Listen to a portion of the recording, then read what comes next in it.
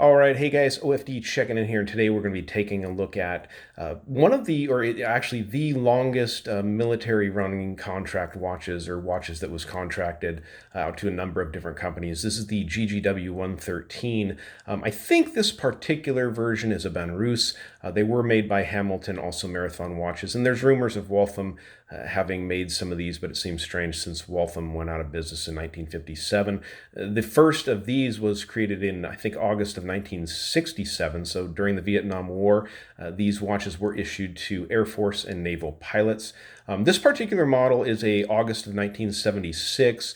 This watch is actually my uncle's. My Uncle Jack was a U.S. naval pilot for his entire career. Actually flew for FedEx in his kind of, I guess you'd say, retirement years. But this watch was issued to him, and he let me, check out the watch to put it here on the channel. So I'm really excited about that. Thanks, Uncle Jack, for letting me check out your watch here on the channel. So these guys, like I said, they ran from 67 to the late 1980s. So they ran for a number of years, almost basically like 20 years is what these were out there for. There are a number of different companies, Benrus, Hamilton, Marathon, like I said. I think this is a Benrus version. If you guys think I'm wrong there, please let me know down below in the description. But just to give you an idea, guys, we're so into bigger watches these days. These were issued back then for, military pilots to use for flying and whatnot. Obviously, it's very legible, but I want to tell you, it's a 34 millimeter case from side to side, which to most of us nowadays sounds extremely small, but it really isn't. 41 lug tip to lug tip, comes in at 10.8 millimeters of thickness from the bottom of the bubble on the back, the bubble case back to the top of this acrylic crystal on here, and you've got this oddball like 17.6 millimeter lug opening.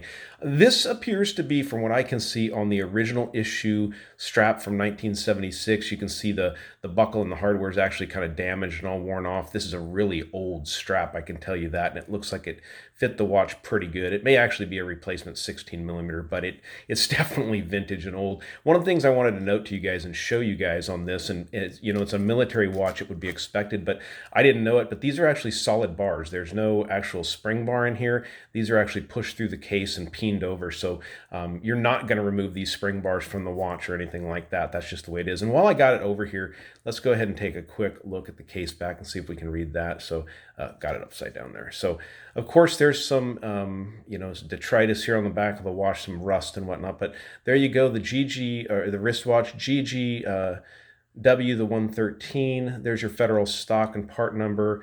The watch part number, everything here. There you've got the August of 1976 there, and the serial number, US issued watch. So pretty cool. It's funny because when we originally talked about the watch, he said that it was issued to him in 1971 when he actually started as a naval pilot. So what he thinks is that maybe this was a replacement for his original one. He says he still has his original one from 1971 sitting in a box somewhere, but this was the one he grabbed to hand to me to show on the channel. So I think they're identical watches, exactly the same, but very cool. Now, these are very reminiscent of military field watches going back for a number of years, as you guys can see by this clean, what I'd consider, a field style dial layout. You've got the 1 through 12 with the 24-hour track in the center.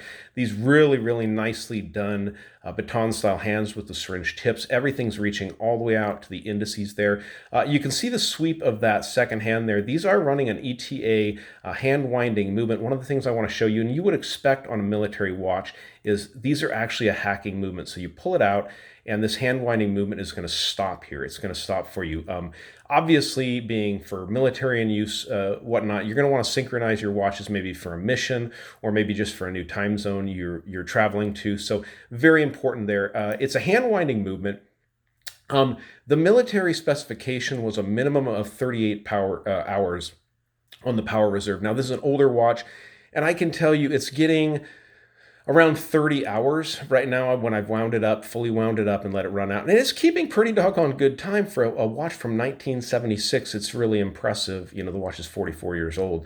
Very nicely done. I do believe these were a Parkerizing over a stainless steel, so I'm not really quite sure why we're seeing the rust on there. Maybe the watch has just been in a place where it's got salt water, or maybe it got put away, not rusty, but with some salt water on it or whatnot. But the watch is in impressive shape. I can tell you, the crystals and ever been replaced on this watch or anything like that, but just something fun to show here on the channel, guys. I know we're always interested in these original, military timepieces, and I'm excited that a piece like this is, that it's the family member, my Uncle Jack has kept this watch. Obviously, I mean, it's his military issue watch. So it's a really, really neat piece. Let's go ahead and pause it, get this watch on my 7-inch wrist, and believe it or not, stick around because if we flash this thing with some light, the dial still actually has some lume left to it. So it's pretty impressive actually how nice a 34mm watch looks sitting right there in the center of my wrist. With that 41 lug to lug, it takes it up quite a bit. Now you guys can find these out there. These weren't, these were abundantly built, obviously with the tenure of the contracts out there. So if you guys really look, you can find these for anywhere between $250 and $400, depending on the example. And if you are a watch collector, you're a collector of military or Vietnam era memorabilia, this might be something to definitely add to your collection. These are really, really neat watches. And I'm sure you can find some original examples out there. I've seen some pictures of some new old stock available in the original cardboard box that these used to come in, but really neat stuff. So let's dim the lights and let me show you what little tiny bit of lume this actually has left on it. Now I'm thinking back, this is a 1976 watch, guys. I'm thinking these are still tritium dials, but I mean, there's not much left on this one, you guys can see. But look at that, it's still got some glow left to it. I thought it was pretty neat. You can see the hands are really still glowing pretty good there. So pretty cool little watches. Go out there on eBay, guys, hunt around. You can find stuff like this. They're very cool little watches. So, all right, guys, this has been the GG-W-113 military. This is actually a naval issue watch. Issued to my uncle back in 1976, but really cool stuff. So, guys, like the video, give me a thumbs up down there at the bottom. And if you've not subscribed to the OFD channel yet, please do. Please do. Thanks, guys.